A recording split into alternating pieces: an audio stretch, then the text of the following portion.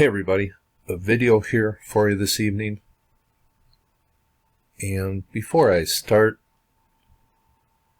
obviously it's been a hell of a week, and a lot of us out here have our minds on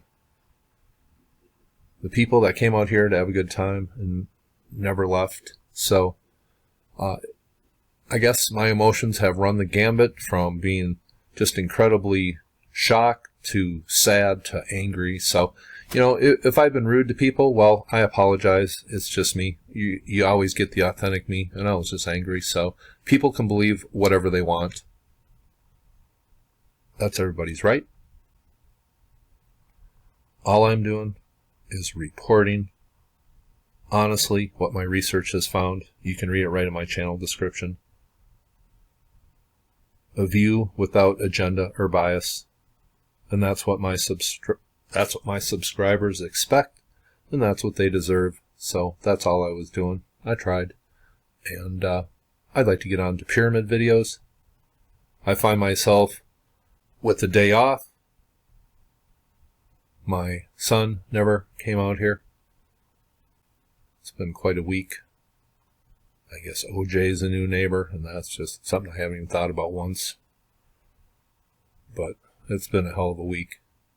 And I'd like to return to pyramid talk just to get my mind off things.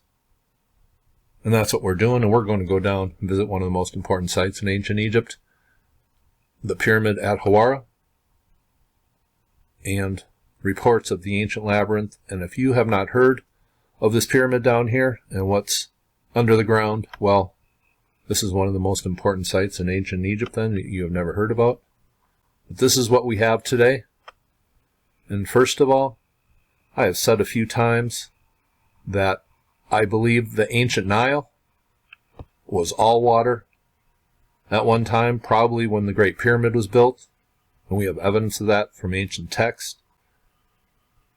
And I think it was all water because the remains of the lake down at Fayum, just what is left of it here today, and it looks similar to the Nile River Valley. That's something that I just wanted to bring up. So this was all a lake, I believe, around 11,500 years ago. This was all water, and there is reports of that in ancient texts. But this pyramid down at Hawara, this is all that remains today. And we'll go over to a website here eventually. But this is kind of the mud brick features, and obviously there is something very ancient down below, and this clearly was not built by who the pyramid's attribution is to, Amenemhat III, same one who had the attribution at the Black Pyramid. But this is where the ancient labyrinth was reported by historians such as Herodotus. And obviously there is stuff under the ground here, and people who have been exploring down here have reported really what is the top of the ruins. And let's just go over to a website here. Now this is ancient code, and I will leave a link below, and I've made a couple other videos on this site, and I will leave those links below. So this video is not going to be too long, but I don't think I've used this website before, so I'm just going to use it here. It says the incredible ancient Egyptian underground labyrinth has been found and confirmed and has been suppressed by mainstream history. And I think that's very important because Egyptologists, the ones who try to associate every ruin in Egypt to dynastic Egyptians, they have no answer for this place. It says it can be easily considered as one of the greatest discoveries of ancient Egypt, yet only few know about the existence of the incredible underground labyrinth of Egypt, believed to hold countless answers to history itself. And this is the main reason why I'm making another one of these videos, even though I made a couple on this site already. But I make one for my pyramid series, but because I'm going to keep this in people's minds, because this is just too important to forget about. And if they allow digs down here, well, don't hold your breath. It says, we have all known how unique the Pyramid of Giza Plateau are, and we have all been extremely fascinated behind the enigmatic origin of these pyramids. But these are places in Egypt that are equally magical and yet less known to society. And this is just an underground diagram of what possibly exists beneath the ground. Ancient writers wrote about it, and ground-penetrating scanning has confirmed it today, yet this is kind of kept out of people's minds. Well, because they want it to be. It says, there are many discoveries beneath the surface of our planet which could potentially change the way we look at history itself. One of them is a forgotten world of underground chambers and tunnels that have remained unexplored for centuries, mentioned in ancient texts and local legends. These mysterious chambers have been considered as a myth up until they were actually discovered. And it says, the Lost Labyrinth is without a doubt one of those incredible ancient sites that are a lost jewel in today's history. And these are words from Herodotus' Histories book, number 2. He says, this I have actually seen, a work beyond words.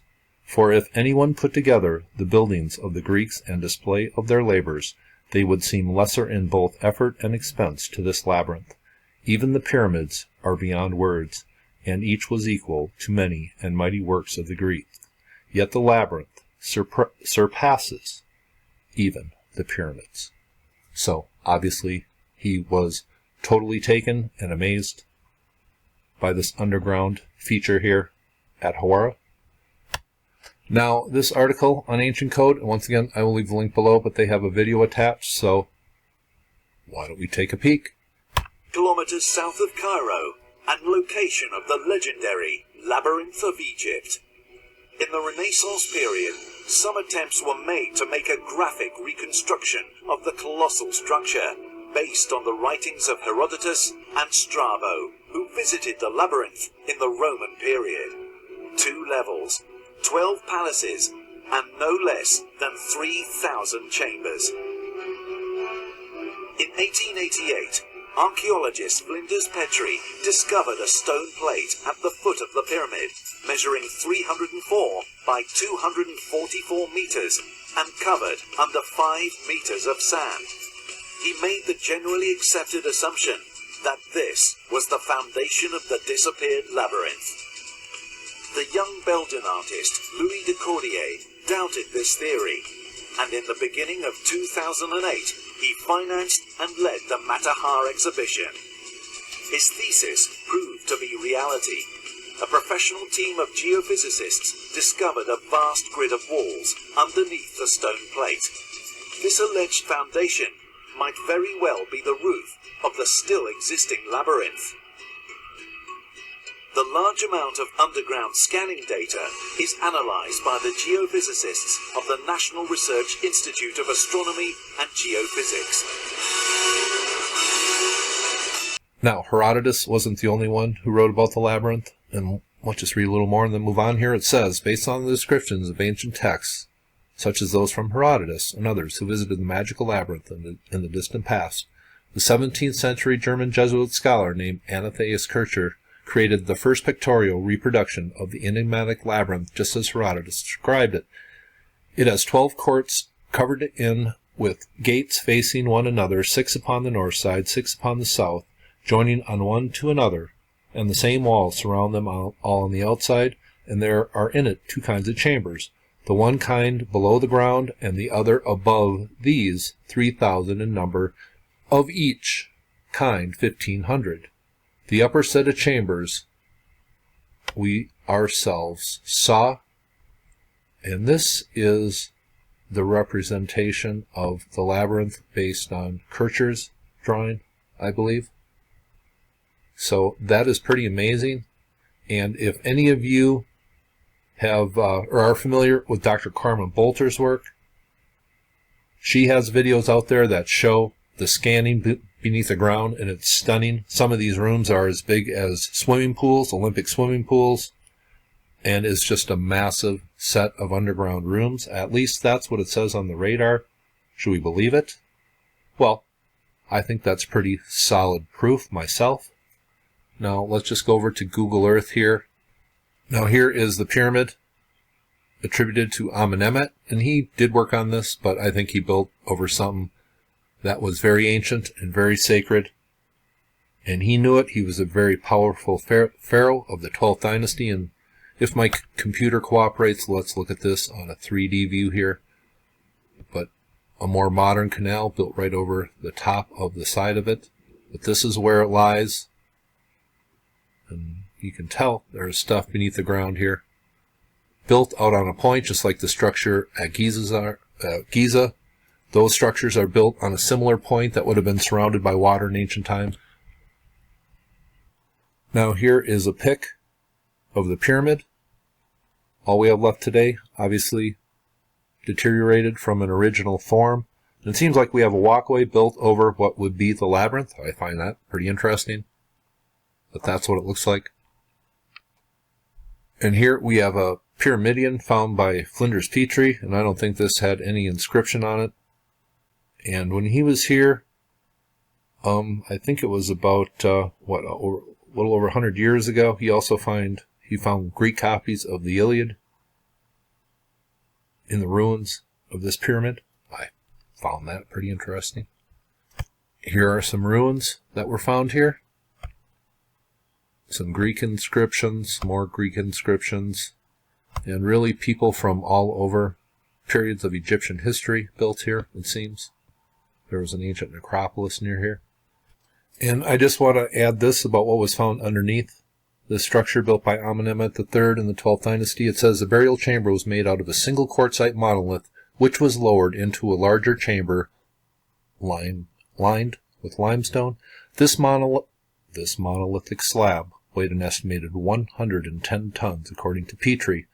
A course of brick was placed on the chamber to raise the ceiling. Then the chamber was covered with 3 quartzite slabs, estimated to weigh 45 tons each. And we would need a crane of tremendous ability today to move 110-ton stones. They were putting this in chambers down below.